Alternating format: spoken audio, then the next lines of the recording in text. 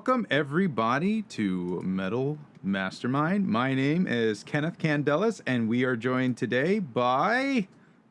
What's up, guys? It is Jason Stallworth. Welcome to Metal Mastermind. We are Excellent. here. No, this is What's episode up? 10, by the way. That's right. This That's, is episode 10. 10 weeks of this kind of stuff, man. It's yeah, kind that's of crazy, crazy. man. Yeah, man, like time flies. In the beginning of this year, it's like we've already blasted through spring and I haven't seen any sunshine. And all this Dude. quarantine that's going around with the country, and it's like now we're in summer and summer's like blasting by too, man. Been 10 weeks of Metal Mastermind already. So, Yeah. time just flies. It's kind of crazy to think about it that way, but So uh, I suck at math. So that would mean we started, well, 10 weeks ago, actually, but that was back in, what are we in now, July? Or no, we're in August, dude. We're in August we're in already. August, yeah. Holy crap, dude. Yeah. So, all right, guys, who do we have on so far right now? I know sometimes it takes a little while for the YouTube notification to go out saying, hey, Metal Mastermind is live right now. Uh, just say hello in the comments once you join so we can see you guys are there. Definitely. So, today, we're going to talk about um, prepping your live show and what kind of gear do you need? How do you make a professional appearance with minimum upfront cost? And what are the possibilities, right? So, Jason, like when it comes to playing live shows, I mean, I love playing live shows. Like, I think Oh, they're oh, I love it. they're so much fun, and I've gotten so much, experience over the past like 10 years of just playing live, going out there and doing your thing. We have in New York City, several venues. One of them being Irving Plaza, which I've had the Ooh, pleasure of playing, and nice. also Gramercy Theater as well. And those experiences, they're just unlike other, concert halls. And I've done Mhm. the whole playing in the bar type of gig, all the way to the main stage. And, wow, the starking difference between the two. It's like once you've played the big stage, you never want to go back. Yeah. But at the same time, it's like, well, there's a significant increase in preparation for these bigger shows. One of the things I'll just start off by saying is that you have more real estate on stage. So That's the true. Yeah. communication aspect alone is a challenge when you're talking with your bandmates, rather than being like in such a confined room in a rehearsal spot and everybody's able to just talk easily. Now you're just like, what?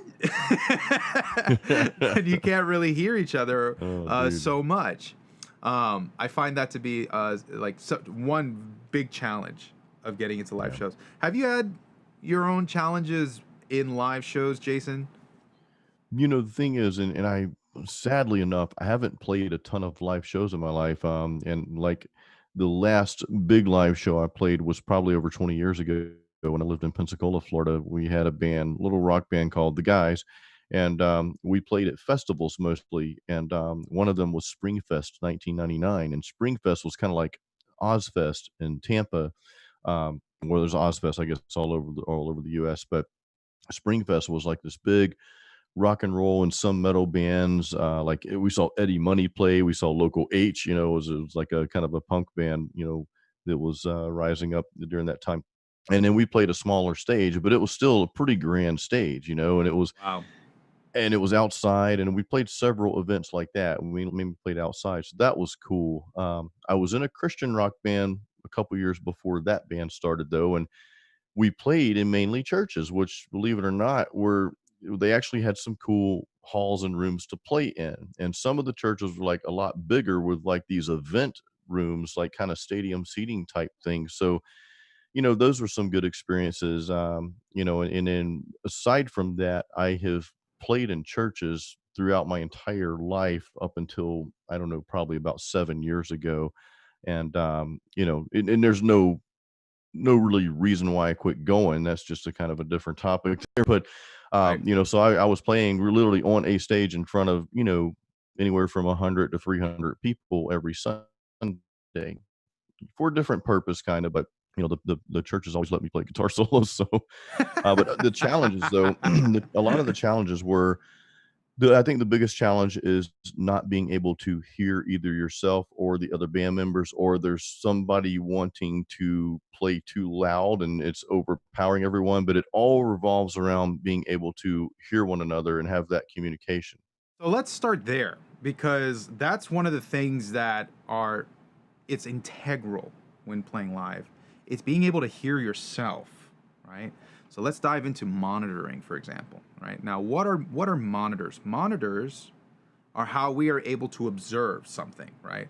So you have a computer monitor, you're able to observe the contents of the computer through the screen, right? We have speakers, those are also called monitors as well.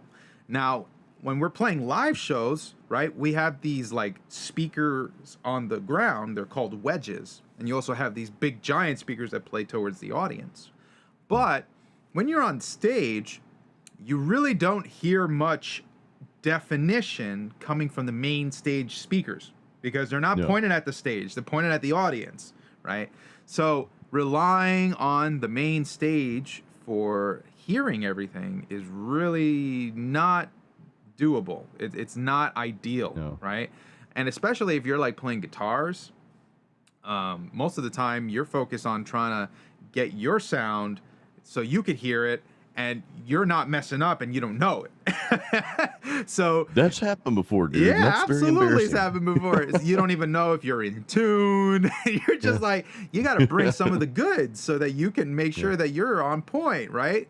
So monitoring is a big deal, and I've toured with a band who's brought me to several different venues, and the experience of each venue is always different, right? And that's because acoustics is a very sensitive thing. It's all Yeah. dependent on the environment. So, for example, if you're playing an open stage out in the field, it's going to be way different than it is being inside a church, right? Oh, that's You true, have dude. you Yeah. have all It's huge. these Yeah. reflections inside the church that you got to manage. Yeah. So it becomes very difficult to kind of balance, and you need to have basically somebody on the premise to help mitigate that stuff. That's what we call a monitor engineers for the artist who's able to kind of mix for the artist on stage for their particular Yeah. speaker, right? And here's the thing, right? What's better? Is it better to do wedges where you have, speakers actually on the ground? Or is it better to get in-ear monitors? And I'll tell you the That's a difference. good question, dude. I'll Yeah, tell you that's a the very good difference with question. what my experience is, even working on places like Good Morning America, there's always a vast difference. Some artists don't always like having in-ears because it's Yeah. it's it's very weird. It's kind of foreign. It's like being in the studio, and unless you're a wonderful studio musician who's used to that sort of thing, it could be Yeah. very jarring for you, right? If you're used to Oh, just yeah. playing in a rehearsal room loud with your amp in the room and stuff like that, you might prefer having that speaker wedge because it's actually blowing air like it would be as if you were in the rehearsal room. So you're more Hmm. familiar and comfortable with that. So people have different tastes. One of the things though about having a speaker is that speaker was going to is going to be affected by the environment, right? So it needs to be tuned every time, Hmm. every show, Every time, every show. every show. Yeah. Wow. So that's why people have their own engineers that they bring along, right? Because Yeah. it's like, hey, they know the levels that I want, right? And I can give my best performance with them, and they can take care of all the technical stuff. Now, I Right. understand not everybody has the luxury of bringing that kind of stuff. I was So about to say, what would you recommend though if you don't have a sound engineer and you're just like I saw a buddy's band play a couple weeks ago out in the open and they just had one sound dude, and yes, but they're not doing this stuff to the speakers like you're talking about. exactly. So here's the thing. This is where InEars shines, right? Okay. And shine because basically, you can buy like a Behringer X32 mixer, and they have Yeah. rack units too. So you're not buying like the whole like flushed out console with all the faders and stuff like that. They actually have the units that you can put right in like a guitar rack. So you can literally have one case with your, guitar effects and your mixers actually in there too, and you can Nice. plug in to certain different, receivers or sort of things to transmit to your in-ears, and that information can be saved for every show. Now remember, because with the speakers on the floor, you have to always adjust to the room. With in-ears, you don't have to do that because it's in your ear. It's a direct signal that's going straight to your ears. There's no acoustics involved other than what's inside your ear. And if So you've if everyone has in-ears, can you just do away with monitors on stage? essentially, yeah, yeah, Hmm. you can Awesome. monitor yourself, and I actually have a wonderful example of that. So if we actually, I have my iPad right over here. Yeah, Uh, let's check it out. so you see my iPad there? Yeah. Yeah, I can see it there. Yeah. Fantastic. Okay, so right here I have a couple of different companies that I've used. I kind of keep tabs on all different types of manufacturers for different venues, different performances. But I have Behringer over here, and this Okay. app is free. It's called the X32 Mix, and you can pair it with your rack-mounted device, right? So I'm Okay. just going to go to Cool. demo mode, for example. But you have all of this stuff that you would at your disposal, and you can access this Hmm. on your phone. So everybody could be paired to the mixer and control their own mix as they wish. And you can say, "Oh, That's crazy, I need more dude. I didn't vocals. I didn't know about this. I'm learning something I today. need less guitar. I need more drums. Need more bass, right?" And More everything is different more for cowbell. everybody else. Yeah, more cowbell right over here.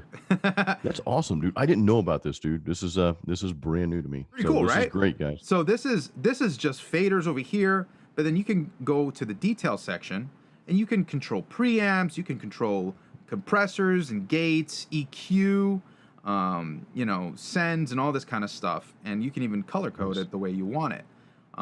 This is an entire console in your fingertips, right? Wow. So we have this ability um, as artists to basically get our own mix the way we want to. Now, of course, if you're not very, familiar with getting, the right sound or stuff like that, you might need a little help. But maybe you just get a buddy to help you for the first show, right? Yeah. Just to dial in the mix, and then as you're going forward, you just save that mix and you take it from gig to gig to gig, right? So Wow, now, dude. right, we're thinking about, like, let's say, what's the upfront cost to this? Because some of this stuff can be expensive, right? Having in-ear monitors, right? Yeah, let's talk about that, dude. Some of us So, are broke, you know. because this stuff kind of pays for itself in a sense, Yeah. right? So instead of having to hire a monitor engineer every time, you would have your own gear doing it for you. So you've kind of paid for that up front, Gotcha. and you continue to have all of this accessibility Yeah. for as long as the device lasts, which could be years. So, longevity with this kind of stuff is becoming very popular with a lot of musicians today. They're doing this sort of route because they have more control over what they want, less Yeah. cost in the long run, right? More cost up front, but that's quickly paid for by gigs and making money off merch and all that kind of stuff. Of course, Right, right. that's a big part of it. Um, so I have another question for you, Jason. Have you ever worked with wireless technology before? For mics, yes, and oddly enough, for guitars, no. I've always had guitar cables, and I've always used those. And I think maybe once or twice I played with wireless on stage. This is a long, long time ago. I know the technology is much more advanced now. So, we used to always have issues. People in the bands I was in used to always have issues with wireless for some reason, dude. So So what do you I don't know do? if that's still Do the you case today. remember what maybe those issues might have been? I think it was an issue of just not picking up the signal correctly, right? So it was like they would step away a certain part or just be standing in the same spot and it just start kind of breaking up a little bit, kind of like like dial up internet, it's kind of fading in and out. So that was the biggest issue that we had. Wow. So yeah, that's still an issue today. Okay. Wow, So dude. if people are interested in going wireless, right, which of course is another expense if that's something you want to do, not Yeah, necessary, but if you're doing in ears, it makes more sense to go wireless for the in ears than it does for the performers themselves, right? People, I don't for the sure, for the sure. most part, I think people are pretty comfortable playing with a wired mic and stuff like that. Um, Oh yeah, when it yeah, I comes think so. to, Yeah, however, though, when it comes to walking around and having some monitors, right? That's another expense yeah, people might be interested in doing. And there are yeah. companies that do it on the cheap. One of them is AKG. Really, really love AKG. AKG. Okay. AKG does a really That great wireless receiver and That's the transmitter. headphones I'm wearing. Yeah, Yes, awesome. absolutely. I really like that they do that. Also, for guitars, Line 6 actually has this thing called a relay, where it's like a little antenna that Hmm. plugs into the guitar jack, and then the Okay. other end is picked up on your pedal board by the receiver, and the output of that goes through your guitar pedals, so that you Okay. can Okay. you can just play it as if you plugged your guitar right into it. And the thing is, you don't need to be that. It's traditional receivers, like they're off stage somewhere, right? They're Oh not wow. like Yeah. they're not True. in Yeah. in plain sight.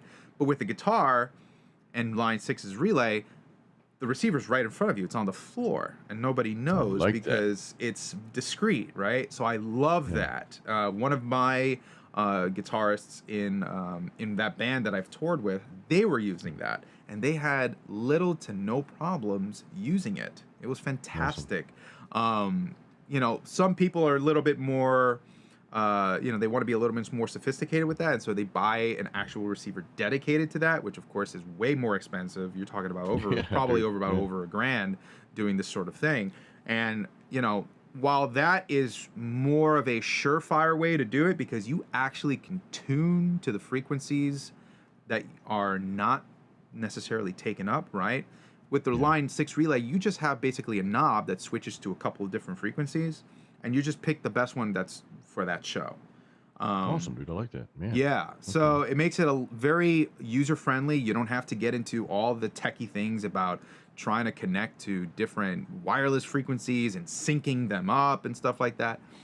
Line 6 makes it really easy, and I really recommend that Cool. one. And as if you want to Nice. get good in-ears, uh, AKG makes some really good ones. And all you need, honestly, AKG. Okay. guys, is just some headphones that have good sound isolation when you push them in. Something, for example, would be something like this. Let me see if I can hold these up. So these Okay. are Gotcha. these are Shure wired earbuds. Okay. I believe these go for like $60 or something of that sort. That's Uh, cheap, dude. Wow. and these are fantastic. I use these all the time, and they're actually they sound great. They're robust. Honestly, these headphones have been in the washing machine like more times than I can count, Dude. accidentally, and they still work. They don't. That's These are great. like they don't get destroyed, man. I'm like, holy crap. I'm not even worried if I end up finding them in the washing machine anymore because I'm like, it's probably fine. So, like That's crazy, dude. some really like rigorous like material that you can buy for relatively cheap, Yeah. and it's roadworthy. So we've already got like here, you've got a mixing console that you can do operate yourself without a monitor engineer, Yeah. and then we have some wireless options, right? Maybe I want to hear from you on this subject, when it comes to amps and how Yeah. this plays into live music. What do you think, Jason? So historically, and I know a lot of people that are my age in their mid 40s are very much used to just having an amp on stage and just throwing an SM57 in front of it, just like you would recording, and having that SM57 run through the PA system. And the only problem I think sometimes with that is you're kind of limited to what the PA the quality of the PA, you know what I mean? But all that said, though, I know a lot of people have switched over to using kind of like a combined software hardware, like things like the Fractal Audio XFX, the Kemper Line 6. They have the Helix out there. A lot of people are starting to play with those things on stage, and big thing is it eliminates them from having to lug a big half stack around or Sure. an amp, because those things are heavy. And you mentioned earlier about different stages. Well, if you're on a small stage and you've got, two guitar players and a bass player with these big amps on stage, that might not work out so well. So a lot of people have gone to things like the XFX Kemper and such, and I think what that allows them to do is, first of all, not have the gear on stage. And second of all, you get a little bit cleaner and clearer signal. And it's much easier on the sound man to just take that signal and mix that, in the overall mix than it is with the mic'd amp. With the mic'd amp, there's a lot of different things going on. First of all, there's the stage volume, that you Right. have with that amp. So that can be an issue, and it can make things more difficult on stage and for people that are mixing, whoever's mixing. Now, what I will say is this though, I don't I don't really have a preference either way. I'm always gonna swing towards the live amp just because I like the sound and feel of that better. But at the end of the day, I think the audience probably doesn't care so much what you're using as long as it sounds good to them, you know what I mean? So it's one of those things that you have to make a collective decision with your bandmates on what they're okay with. Some guitar players are not gonna touch the XFX or Kemper, but then you've got other pros like Dave Mustaine for Megadeth. He actually uses two XFX units on stage. Yeah. Now he's got them running through a power amp, and then from there, he's still got them going to the Marshall stacks. But, you've got all these different sounds at your fingertips or foot or however you're controlling that. So, So yeah, I mean, there's some clear benefits to using something like Fractal or Helix. yeah, Even Line Sixes has their Helix as well. You're able to switch on the fly different tones without yeah, having a chunky pedal board, right? But that's true. Yeah, what you're missing out on could be that sort of vibe that you're getting from tubes and all this like air yeah, that's being pushed behind you, because that's a ear big push. thing, right? This, like, for example, like back to the whole in terms of like rehearsing, right? A lot of people, they just like to plug into the guitar amp, they got their pedal board, they're ready to rock, and they're Just just go. Yeah, playing, and they're so used to feeling the vibrations coming from their guitar amp that when you play on something like a Fractal and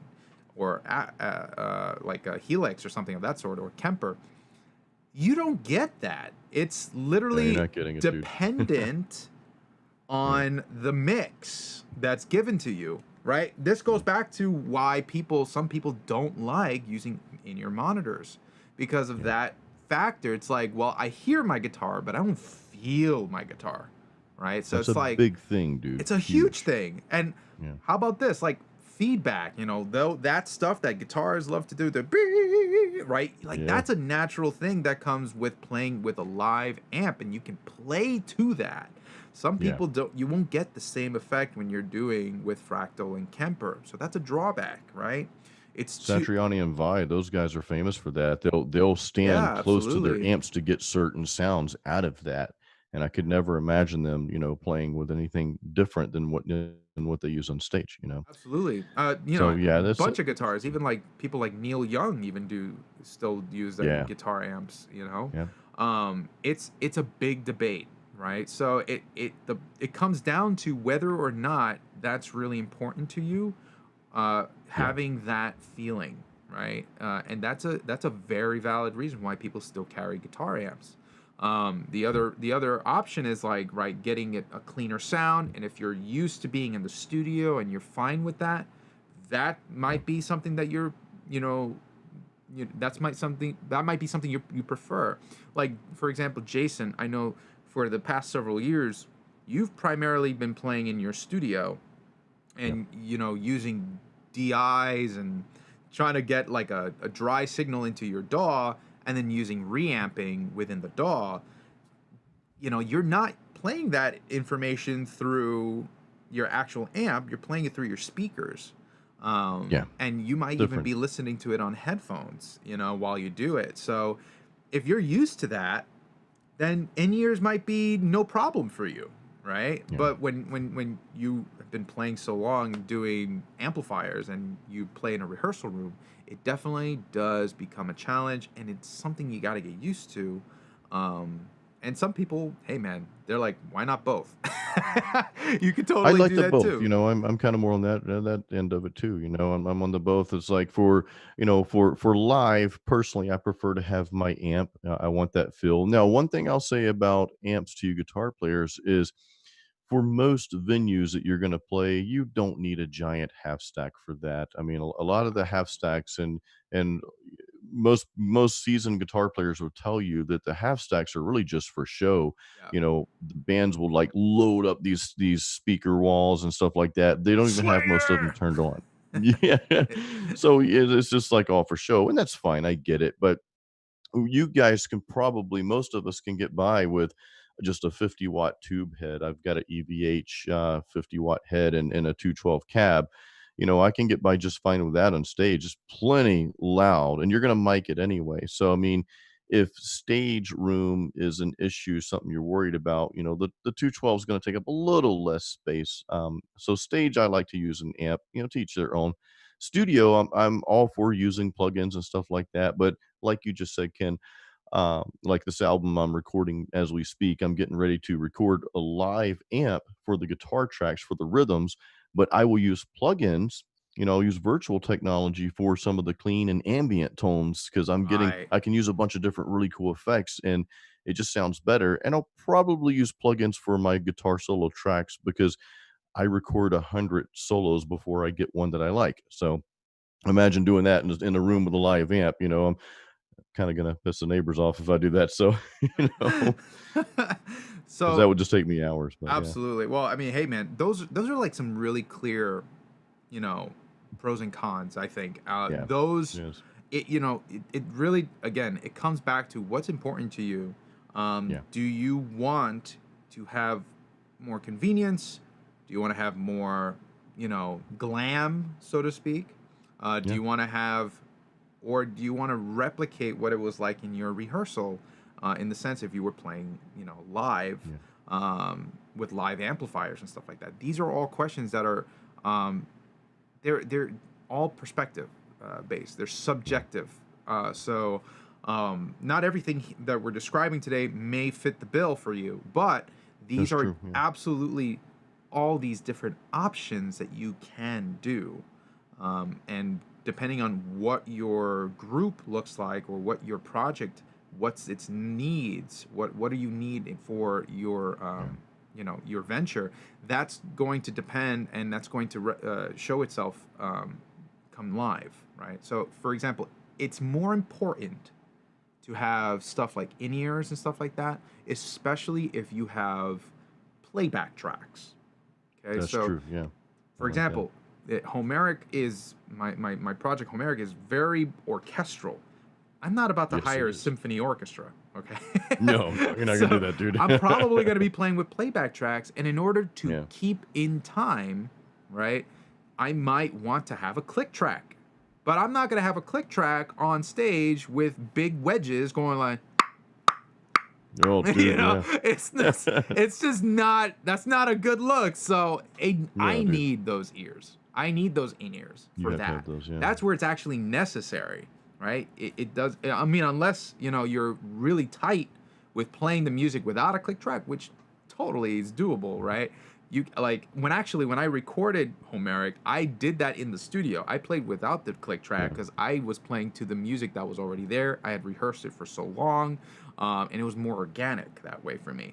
But when it comes to live, you need to have a count in so everybody starts on time, and for those breaks where everybody has a pause, what's the count in to come back into the song, right, with the track, right, instead of You have a guessing. lot of that too, man. Yeah, Yeah. when I remember recording, the guitar tracks on your album, and it's like, wow, there'd be some spots where it gets really orchestrated, and you've got some different things going on. The guitars fall out, but you've got to know where to come back in, Right. and you don't always know that. So, to your point, if you've got that steady click in your ears that the audience can't hear, only you can hear, then you're going to be dead on. But without it, Yeah. it could really get messy, you It know? does eliminate a lot of that anxiety, right?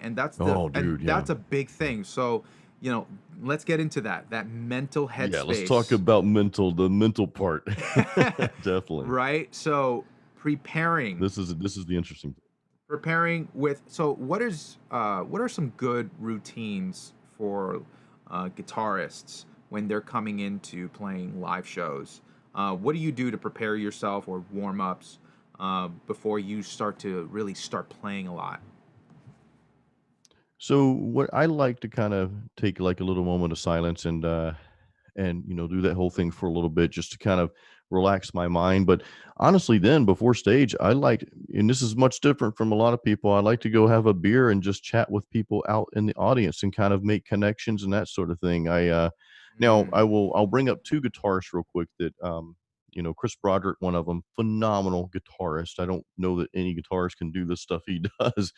But before his workshop, he was talking. I met him in a workshop a couple years ago here in Tampa at a Replay Guitar Exchange, and we're like, "Well, where's Chris at? I don't see him." He's like, "He's back there warming up," because he does some very exotic stuff on guitar, and it's kind of like when you're doing that exotic of stuff, it's kind of like lifting weights. You can't just go into your big heavy set. You need to warm up before that and make sure you're definitely. prepared. And now another musician, guitarist, and singer, Matt Heafy from Trivium. So I was watching a video on his stuff, and he does a lot of like meditation type stuff before that. I think, Ken, for big shows, that might be what it takes. But me personally, I'm a little bit different. I like to go out there and just kind of have a beer and just chat with the people that I'm about to play in front of, and just kind of let them know that, hey, I'm a real person just like you, man. I'm not some like Or I don't ever want to be thought of as like, well, Jason is so revered and that sort of thing. I know right. we look up to our musicians and things like that, but I really enjoy, like, genuinely enjoy connecting with the people, especially those people that are about to support me on stage. So that's kind of me. Just have a craft beer. It's got to be a good beer, not a bad beer, and just kind of chat with the people a little bit, Now, before I. how much beer do you usually have before you go on stage? Do you like Oh, just totally if numb I do that, just yourself one or or two, man. No, no, no, I'm not getting tanked or anything like that. It's not like what was it? Old school I Frank the Tank. I have been in that situation with another bandmate, a Yeah. long time ago, and they get so tanked It's before. Oh, 12:32 p.m. hey, my phone was just like, "Hey, you're talking about beer? It's beer o'clock." No, I just It's beer 30, dude. yeah. No, no, So I don't get tanked or anything like that. It's like, and I remember even Dave Mustaine. I talk about him a lot because I've read a lot of his stuff. But he quit the drugs many many years ago. But he's like, yeah, I'll have a glass of wine or two before I hit the stage, because it does relax you a little bit. But of course, sure, you don't go over the edge. I'm right? kind of a bigger guy, so I can hold a lot. But I'll have probably one maybe two right before the show, and that's pretty much it. And after Yeah. that, I'm drinking water. So it's just kind of more to relax me, and gives me kind of a chance to get out there and just show people that, hey, I'm just a normal Joe, just like you guys are, Sure. just doing something I love, and then kind of my way of saying, hey, thank you for supporting me, because I know you do too. We really appreciate the people that support what we do, and allow us to be able to do that. I've seen so many movie stars, like, and I don't mean to pick on anybody, but I remember, like, Tom Cruise was filming the new Top Gun or something like that, and he was on this Navy ship, and he had told the commanders or whatever, like, tell your people, don't talk to me, and don't, because it'll mess up my psyche or whatever. And I'm not picking on any actors, but I don't ever want to be that person that's like, well, I'm so high and mighty, I need to go hide away in my Buddha cave, and and talk to the 10 gods for like 2 hours before I go and you know what I mean? So this Yeah, yeah, just yeah. I just my totally personal get that. preference, dude. No, and it makes a good point too because it's good to network as well. It is, yeah. Making those relations with your fans and with people who can help you in your career at the live event is really Yeah. important, right? Getting friendly It's with the huge. promoters and having a good relation with promoters will help you Yeah. to get more gigs with that person. Yeah. Of course, if they don't screw you over, Yeah, that too. which But I think just being I've had that genuine to people, experience as dude. well. So, Yeah, you've you had the know, experience. It's so tell me about that experience real quick, dude, because I know we've talked about some of the stuff, but Well, I don't hey know. man, some of that stuff is it just kind of happens. Sometimes you don't know Yeah. where you're getting set up for that first time, and that person who's promised you things falls Mm, short, of their promises, yeah. and sometimes that information, um, there's money that's withheld from what you're owed. That's upsetting. Dude. Yeah, absolutely. Yeah. I've had one of my current bandmates in my other band called Four Trips Ahead. He used to go to this sort of bar venue, and he would play there many times. And Yeah. when he found out that the promoter that he was working with was taking more than he should have, Dude. yeah, they got into a fist fight. So Wow, it's dude. just This is a like, brawl, man. Yeah. yeah, That's not I mean, cool. it happens. I mean, you're talking about musicians here. Yeah. Musicians aren't necessarily the most logical people. We are very emotional people, and sometimes we act out a little bit more on emotion than we should. We're Um, very emotional though. We all of us are, yeah, absolutely. We're we kind of very have to be to do what empathetic. we You do. have to be in order to be a musician, I feel. It's Yeah. it's not all just math. It's emotions embedded within all of that. Yeah. So you have to be sensitive to that.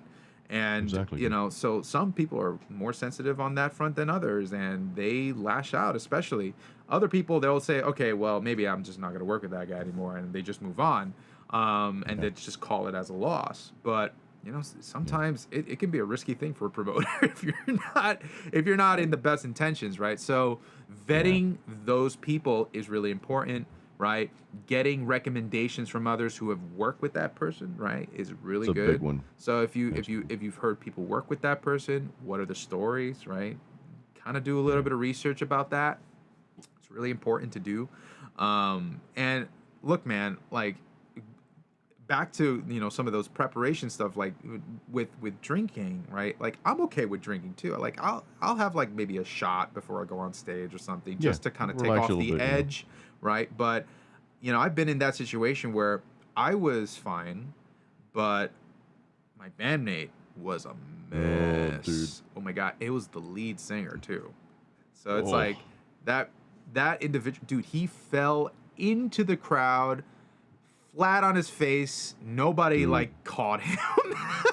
And I was like, I walked out of that gig saying, dude, like, screw you. I am never Yeah. working with you again. And of course I got a stream of apologies from that person. And it was just like, it wasn't enough. I was just like, dude, like, I've already seen it. And that was the first gig that I worked with that person. We were Yeah. rehearsing for like several months, and I was looking forward to this gig. And then all of a sudden, I find out this person's like a freaking, stupid idiot. And I'm just like, oh man, It that sucks because it that hurts does everybody. that It's not, does it the does thing it about that does. is that they're being selfish. It's like they're not Yeah, even thinking about the rest of the band members and the longevity of the band. It's yeah, one thing to have a drink or two, and that's fine to prep because it does relax and kind of calm you down a little bit, just get you a little loose. So, I think I actually perform better with a couple beers than without them. But sure. to your point, if you go over the edge, especially as a singer, if you're just drinking a lot of alcohol and you're tanked, then you're not getting hydrated. You're not gonna sing as good. You're not gonna perform as Yeah, and well, that's a that's a that's an important thing for singers too, because your instrument is your vocal cords. Yes. So if you're Yep. if you're like pounding drinks, man, one, drinks are gonna dehydrate you like Big crazy. time, dude. Yeah. So you're gonna be all raspy and all this kind of stuff. And unless you're fucking Janis Joplin, like, that's Yeah. probably not what you're going for, Yeah. especially if you're trying to sing clean vocals. Um, Yeah. you know, and if you're into the whole metal thing, Yeah. maybe it adds to your tone, but Not the really, dude. trade, There's it's yeah, like the that's trade offs are not worth it, because now you're going to be struggling more on stage, yeah. trying to keeping your balance, and then at the same time, trying to keep your vocals right.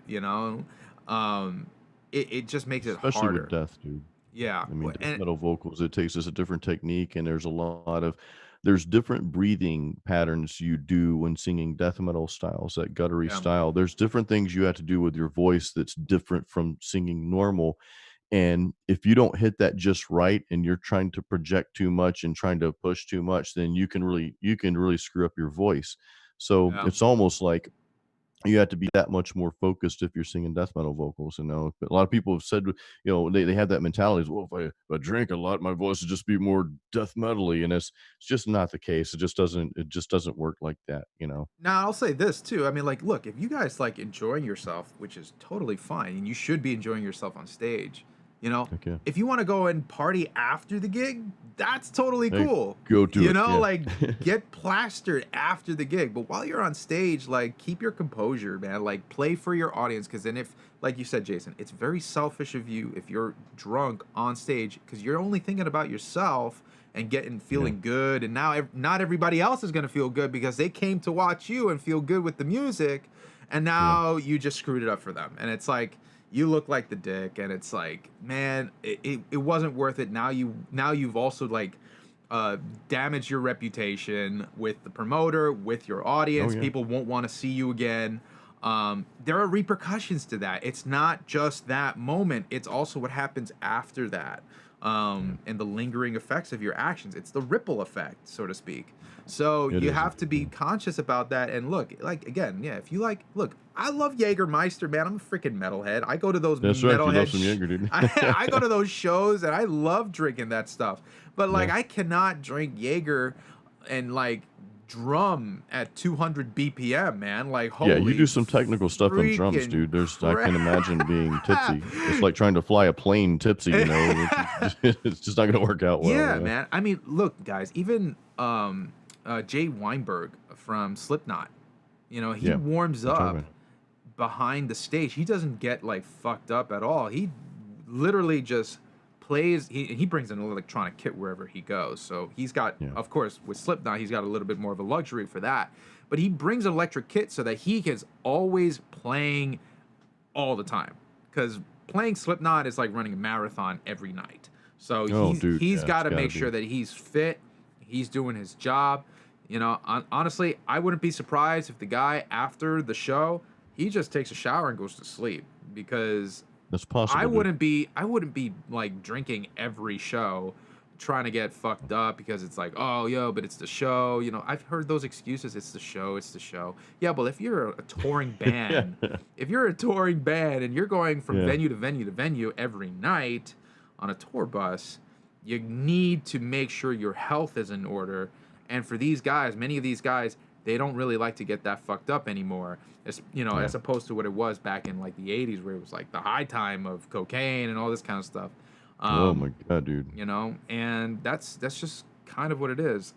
Fun fact, um, I actually heard there was some debacle between OTEP and the Butcher Babies over this. Dude, Yeah. really? Yeah, I was actually really, I'm a big fan of Butcher Babies. I think they're awesome. I've met them several times, and Yeah. they're like wonderful to their audience, and so is OTEP.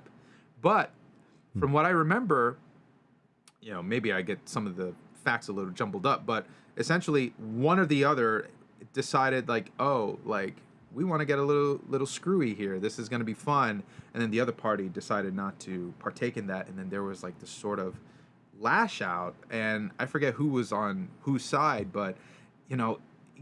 There's that's the dynamic that always happens, I feel, with when it comes to like playing live, and it's like, oh, how fucked up can we get versus how do we keep our composure.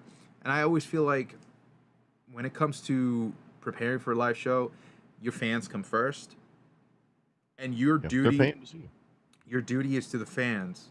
So you It got to make sure, absolutely is, yeah. yeah, you gotta, it's cool to feel like, yeah, like thinking they rock the world, right, Faceless? So yeah, Yeah, I was reading that it's comment, it's dude, you know? it's it's it's fun to think about it that way. Like you're like, Yeah. dude, I got everybody loves me. This is great. You get all this attention, but then if you're blinded by that and you don't remember what you're there to do, like what's your purpose there, and it's for them, right? You have Yeah. to be the selfless one and make it happen for them, because that's what they came there to see. They came there to see you perform their favorite music, Yeah. and that has to be sacred. You have to treat that as that way. Or they're seeing you for the first time and they came there to see, okay, maybe you're the opening act, you know? And they're like, Yeah, okay, most opening acts suck, so we're just going to kind of listen to them, loosely. So you want to be on point if that's the case. You want to be like, damn, opening bands usually don't sound like this. I'm gonna dig into their catalog now. Yeah, absolutely. I got that with Ex Mortis. I saw Ex Mortis open for Amon Amarth, and they were the first band, Ken. They came on stage, and I remember seeing the guy walking around. I thought he was just some metalhead there to watch the show. He had on an EVH shirt and he was drinking a beer or whatever. And then I see him on stage with a guitar in his hand, and they opened it up, and I'm like, wow. And you know what, Ken? I immediately, after I got home that night, I immediately put their band in my iTunes, and I'm like, holy crap, these guys were amazing. They brought it.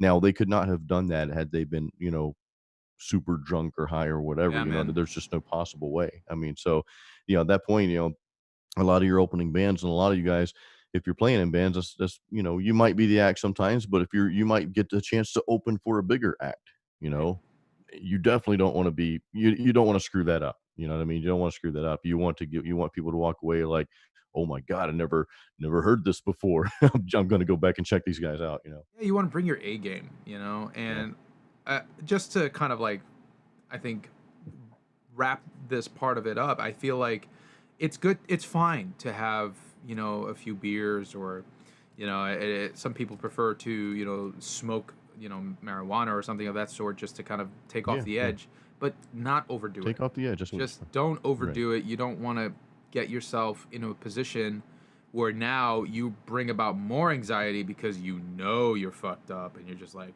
fuck, now I have to work Yeah. extra hard to make up for what I'm doing Uh, here. So you got to balance that stuff out. And, for yeah. some people who have never played a live show, um, my advice is you're gonna screw up. Yeah, it's fine. It's fine if you screw up.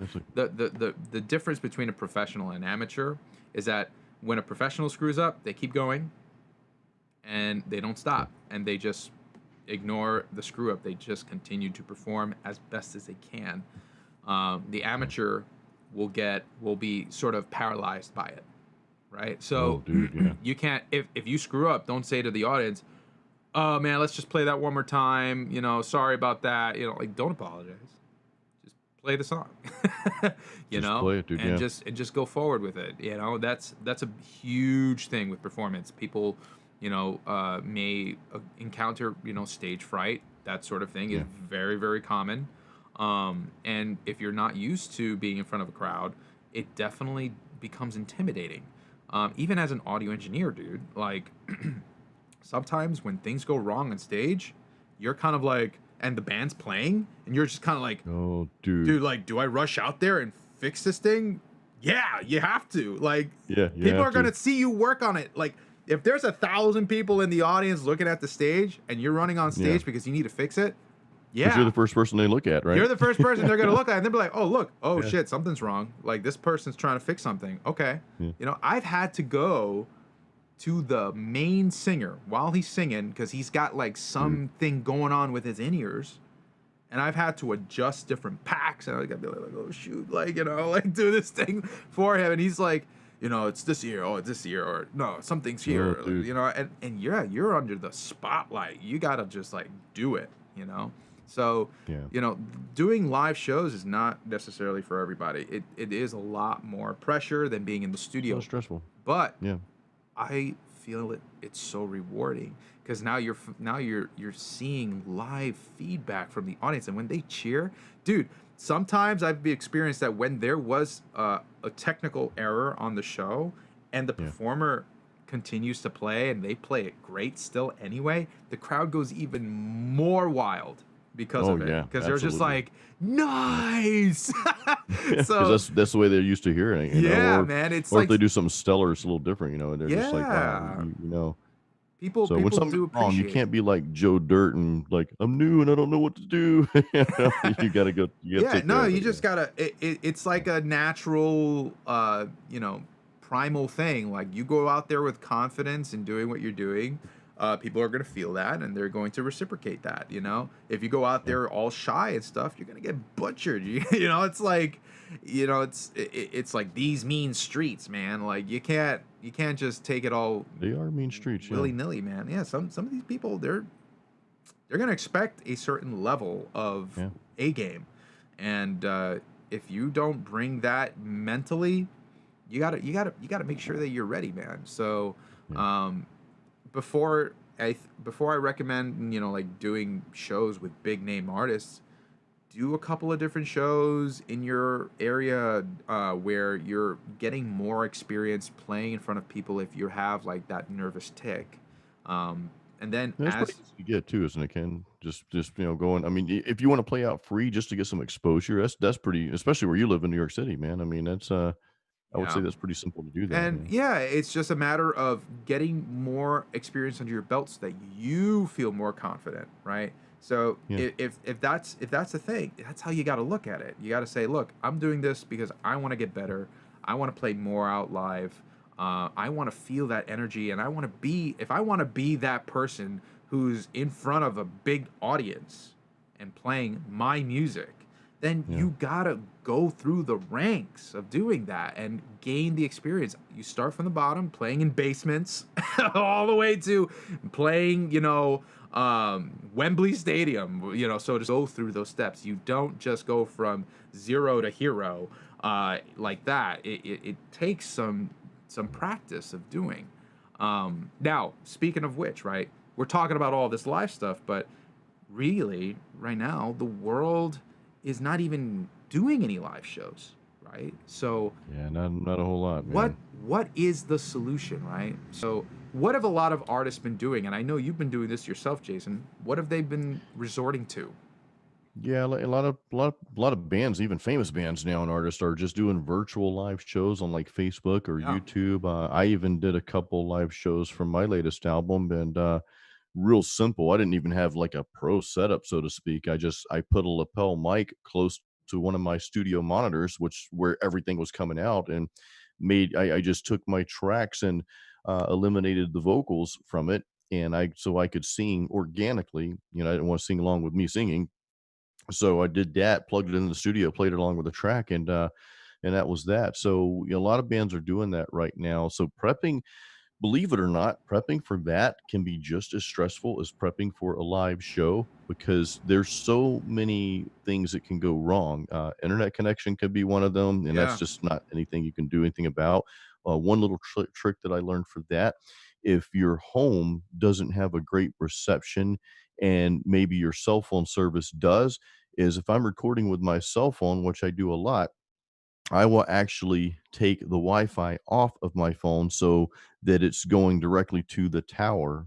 I use T-Mobile, and I'm not saying they're good or bad. They could suck in your area. I don't know, but so that's one little tip I'll give you guys if you're recording on your phone, and that because there's been times where I've tried to stream and our internet service sometimes here is kind of shoddy. So that was one thing I did. But yeah, you really want to prep for that because the other thing about playing virtual shows, a lot of times it's just going to be you, and you're right, playing just solo or you're playing along with backing tracks, and that can be nerve-wracking, when you've got a whole band on stage. It's kind of like getting in trouble with a friend. It's not so bad because, it's like me and you, Ken. If we get in trouble, we get sent to the principal's office. We're both getting a paddling. I don't think they paddle anymore these days, but we're in it together, so it's not going to hurt as bad.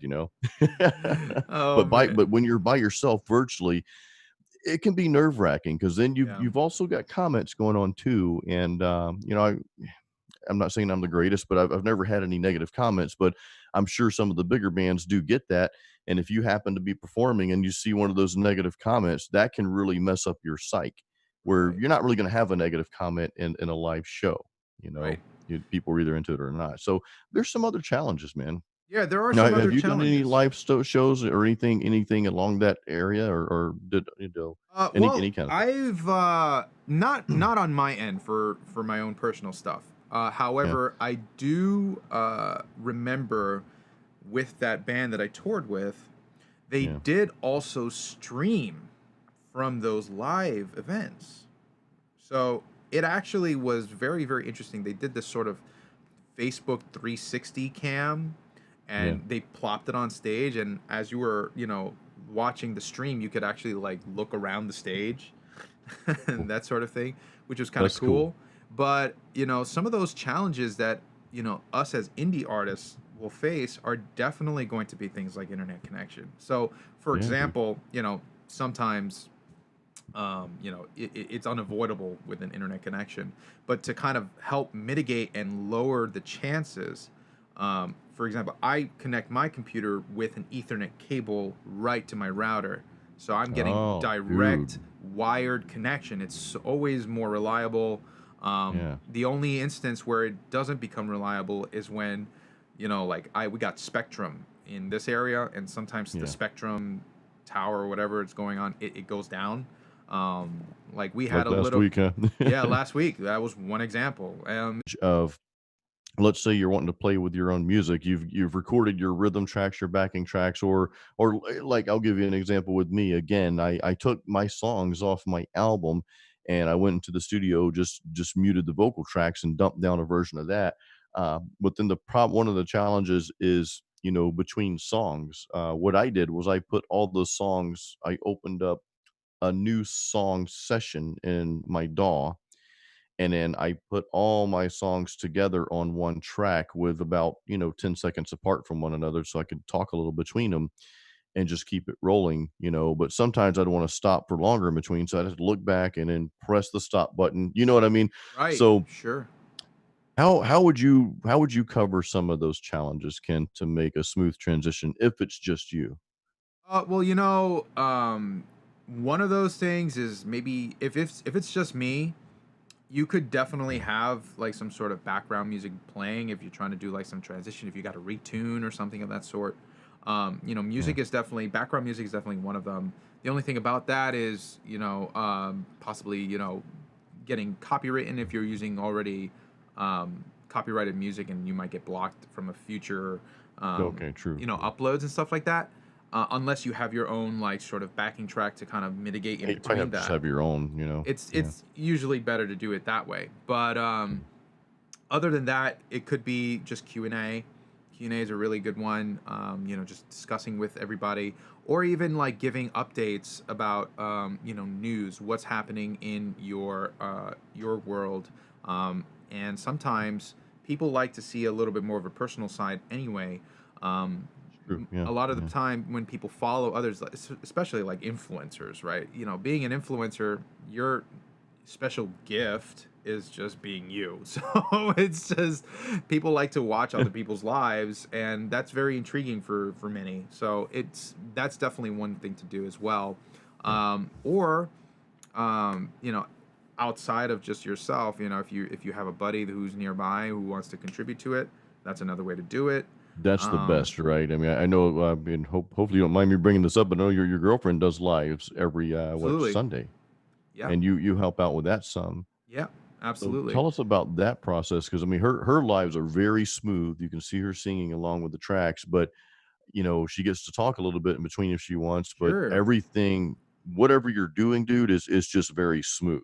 Thanks. Well, it's similar to how we do it here. I have a microphone that's set up to my audio interface, Yeah. and kind of how we have Metal Mastermind going. I have a streaming software that's able to take different, video sources, combine them. I can layer different images on top of them, so I create a sort of presentation with that.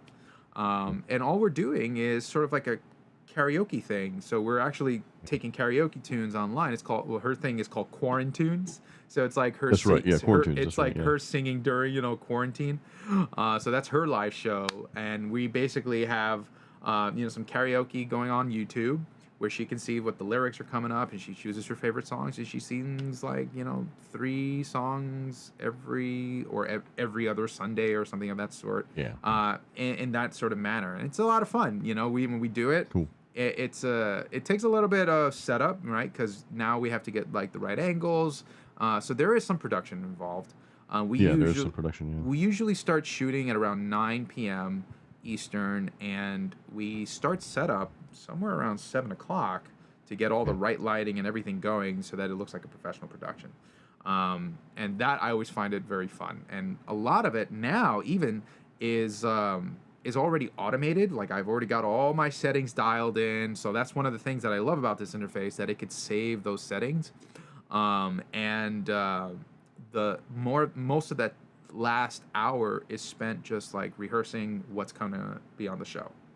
And that's how I like to give myself some buffering room Absolutely, dude. for some Yeah. setup.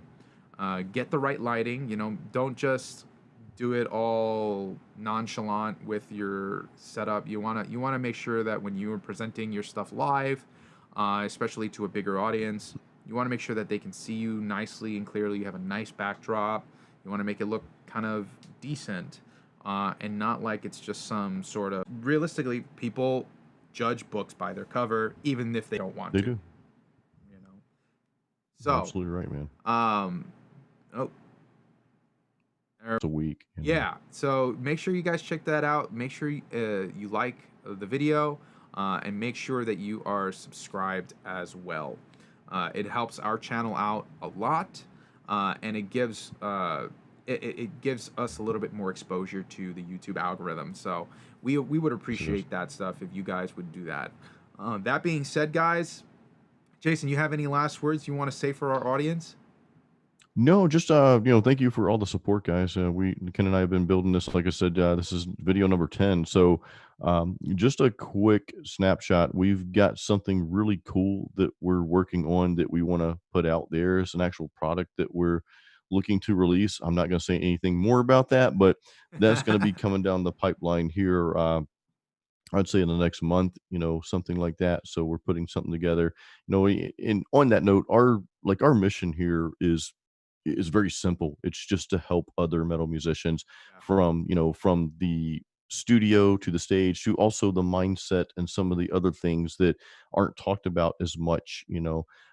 Yeah, we cover gear and we cover studio equipment and all that, and that's good. The techie stuff is great. We cover that, but there's a lot of mental things that go with that and being able to perform, and being able to just become greater at what you do.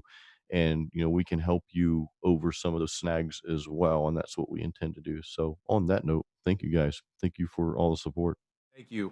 And by the way, this is Metal Mastermind. So horns up, Metal Mastermind. everybody.